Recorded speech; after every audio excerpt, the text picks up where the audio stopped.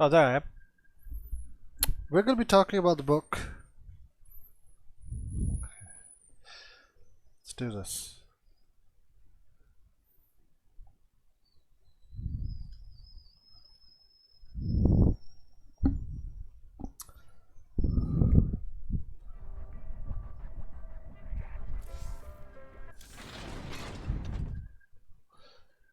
Okay. Hello and welcome to another Starcraft 2 lore video. Today I'll be reviewing the book Mengsk. Okay, so this is my first ever attempt to do a book review, and apologies in advance. It's not going to be that great. The editing, I don't have any time to do editing. However, I will do my best to bring you the lore about none other than this man over here and the book that bears his name, Mengsk. Now, if you like this kind of content, do like, and you're watching on YouTube, if you do like and subscribe, if not for me, exactly. Okay, so enough about that. Alright. So some disclaimers first and foremost, that the way I'm gonna work this is that there's actually gonna be 30 parts of the video. So today is gonna be just going through the book front, back, but we're not really gonna go into the content. I'm gonna give you an overview. Part 2 is gonna be next week. I'm gonna go through the entirety of the book, tell you what's going on, some notes, some interesting facts, as well as what's going on and some of the key plot points. Now, part 3 is actually the interesting one, because that is actually going to be a podcast series. Hi Leo Russia, nice to see you on tonight. Hope you have some good ladder games. I'm going to go through some Starcraft 2 lore. By the way, your friend Crazy Rocket asked if you're into any of this, because I recently lent him my Protoss books. Anyway, oh yes, the plan is I'll eventually be doing a series on my Protoss books as well. So, but we'll come back to here today. So next Saturday, at 10 AM KST, I'll be doing a podcast style discussion with a gentleman called with this gentleman. He's actually one of the administrators of the Starcraft 2 wiki. Key personnel in keeping up with the lore. So if you haven't, do go and follow him here. Here's his Twitter. It's up on the screen. If you're watching on YouTube, it'll be down below. Alright, so let's talk about how we're going to do the format, which is that this video is going to be relatively spoiler free. As mentioned, it's going to be an overview. However, I will be talking about things that happen here, and here, as well as things that happened in the original Starcraft in the Brood War. So if you haven't gone through those games, you should, and I can say that with absolute confidence, because Starcraft 2 is now free to play. This is the Blizzard website. It's all here. You can click free to play or download a setup. If you want more proof, here's the thing: the Wings of Liberty campaign is completely free. Like, this is the main website. It doesn't get more, here than here. Here we go, the full Wings of Liberty campaign, a bunch of other stuff. But basically, if you haven't played it, go and give it a play. It's worth your time. The levels are very well done. Now, but this is Starcraft 2. There's also Starcraft 1, which is also free to play. A common misconception is that Starcraft Remastered you have to pay, and that is true. Starcraft Remastered you have to pay, but you can play Starcraft, including the entire campaign, for free, and learn a little bit more about the commanders, the people you're playing with, about Artanis, Zeratul, Tassadar, James Raider, Sarah Kerrigan, the Overmind, whole bunch of people. Okay, but if you don't want to, you can go and check out YouTube. On my YouTube, I am doing a playthrough of the Nova Covert Ops. Do like and subscribe for more content of that nature. I might do more stuff, going through campaigns just to go through the lore, but that's okay. That's the general overview. Another disclaimer is that okay, so this one again, Wings of Liberty campaign here, everything is free, including the challenges. But for Heart of the Swarm, Legacy of the Void, Nova Covert Ops, this one you have to pay money. So YouTube. Alright, so okay, so let's start off. So another disclaimer, which is that I did not buy the book. I got it from my local library. Okay, if you look at it, it's a bit worse to wear. See, I did not do this, but it looks like a Baneling hit it, or a Zegling hit it. Anyway, so if you want to buy it, you can get it online, Kinokuniya, or on Amazon. Let me move this down. Alright, so anyway, alright, so let us begin off with the author. So this book is written by a gentleman called Graham McNeil. Here he is. He's actually the principal narrative writer at Riot Games. So if you're a League of Legends fan, he's the guy effectively writing the story, I think. I don't actually know, I don't play League of Legends. Okay.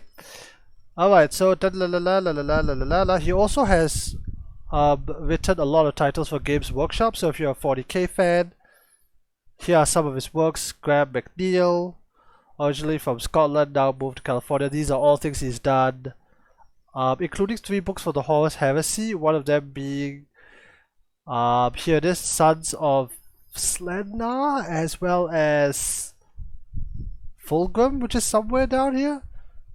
Oh, he wrote The Last Church. Okay, I did not know about that. He also, here's his page on the aforementioned Starcraft 2 wiki. You can go check him out. He wrote this book. I like this book. He also has a website, Graham McNeil. The thing is that I've been trying to use this website for a few days, and it doesn't seem to be working. I don't know if it's got something to do with Flash. I don't know if it's my browser. That's Fulgrim over there, Perturabo, Aldari, kind of kicking Perturabo's butt. Forgebreaker, I think. Okay, but outside of but 40k aside, let's come back and talk about the book itself. Now, from everything I gathered, this book was published in 2008, which is a big deal because Starcraft 2 was released in here it is. It was published here, where Starcraft 2 was released in July 27, 2010. So what this book is about is that it follows the personality of not just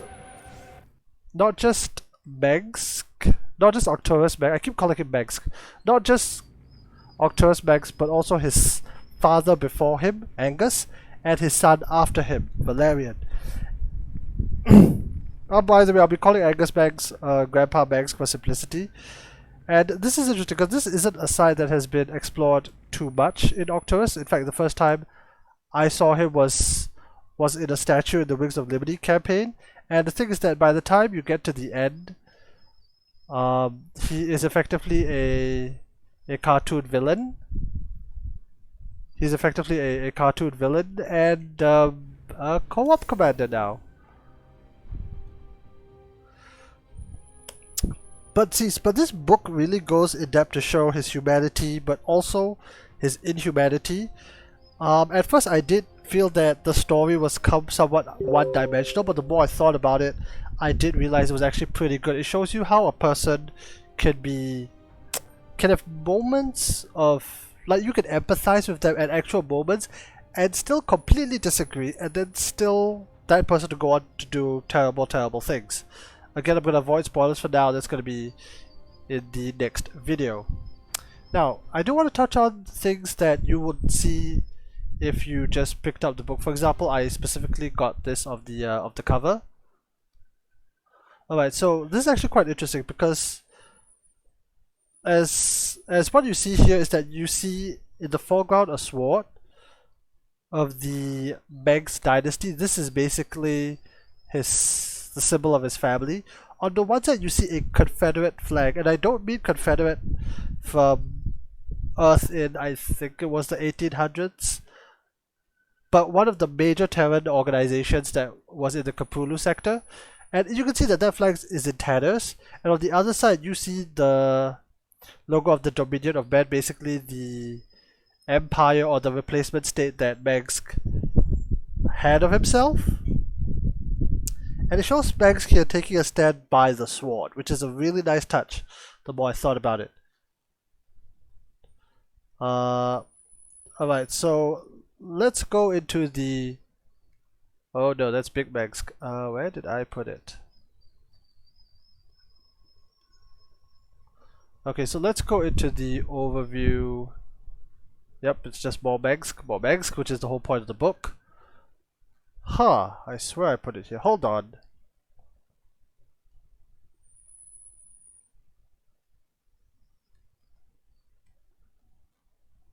Oh, here it is. Alright, so this is the description that you see at the back of the book. I checked. Alright, so again, not a spoiler, it's what you would read wherever you read it. Okay, so what it basically says here is that 60,000 light years away from Earth, the corrupt Terran Confederacy, aforementioned sword, aforementioned flag earlier, okay, holds the Kapulu sector, which is the region of space Starcraft 2 takes place in, Starcraft 1 2, in its tyrannical grip, controlling every aspect of its citizens' lives. Government. One man dares to stand up to face this faceless empire and vows to bring it to his knees. Octorus Mengsk. That's not actually true. Genius, propagandist, tactician, and freedom fighter. It sounds like he wrote this, you know.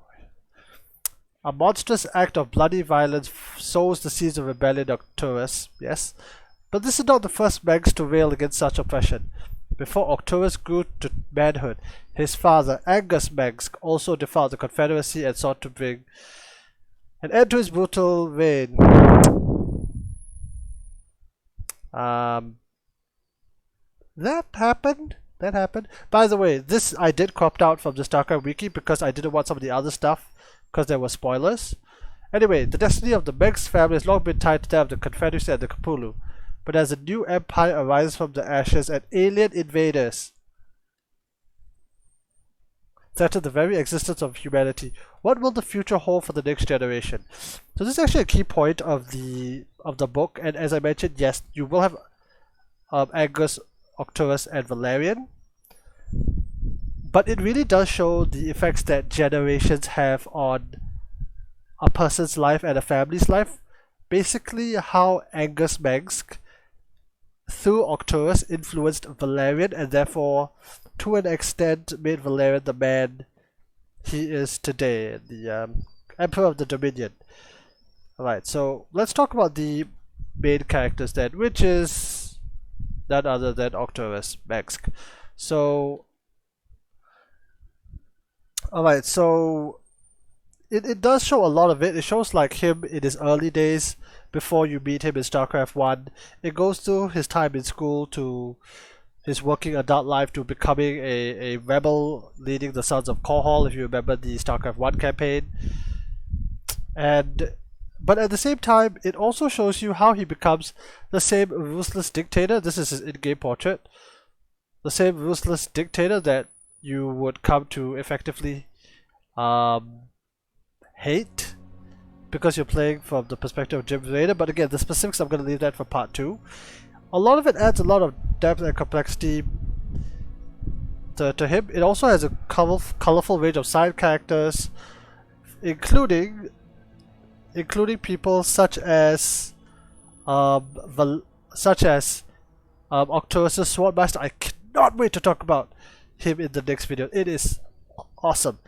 For anyone who understands lore, like studies world history, the name of the sword mentor is Miyamoto. I love that character. Okay, but it also has other things, like for example, Valerian's. In fact, is there a portrait of Valerian? I did not check. Here it is. Yeah, Prince Valerian. There he is. So it also goes through things like Valerian's grandfather on his mother's side as well as his parents as well. It also goes through a lot of other characters. including the people that Octorus would serve with. It really shows you how he did it, how he conducted himself in more day-to-day operations as opposed to the more tyrannical, the more, you know, master of the universe role that he always held. Like, how did he get there? So it has some really, really good characters that I can't wait to dig into next week. Alright, so let's talk about in terms of world building, aka how does this book add on to the Starcraft 2 universe. I'm just going to leave this page up here for now. So, alright, so what's something very interesting about this book is that this happens before all this on the screen. This happens before the Protoss, before the Zerg. And you really get a glimpse of what the Cthulhu sector was when it was just basically TVT all day, every day. And before the hybrid even, of course, you know. And this contrast is deeply jarring. Now, the thing about the book is that it takes place over something like 25-30 years, so you get snapshots at different periods of time. If you're curious how a society can evolve in the eyes of at least, you know, this author, it's definitely something to read. You also get to visit a lot of locations. I'm not going to spoil it, but it does give you an insight into the different cultures, as well as things such as, I think it's safe to say this, you also get a bit of background on the Umojans, because that's important. If you don't know who the Umojans, the Umojans are, they are another Terran faction, and if you go to the skins, one of the war chest skin sets were based off not the building skins. Ah, here we go. Umojan Vikings, Umojan Thors, Umojan Reapers. That's actually a really good one. Where are they? Ah, the Umojan Ghost, the Shadow Guard. These guys are really cool. I've got a cooler one, but still. Alright, so it does give you a snapshot of what is going on in the Starcraft 2 universe. Basically, it allows us to take a trip through space and time. Slight spoilers for next week. You get to see what it's like to have a Terran vacation in Starcraft 2. In the Starcraft 2, in the Cthulhu sector. Right, now in terms of combat, in terms of combat though, this is one slight issue about the book, because it's not really set as a combat story, to be honest. You don't have all these flashy battles that you see on screen happening. A lot of it is a lot more what I would call kill team style firefight. So you have, you know, like 3-4 guys fighting 3 or 4 other guys. There are a few other operations, but don't expect like a lengthy, I don't know, Starcraft 2 style campaigns or like Napoleon's invasion of Russia. No. It happens in small chunks, and it's focused more about the characters than the fighting.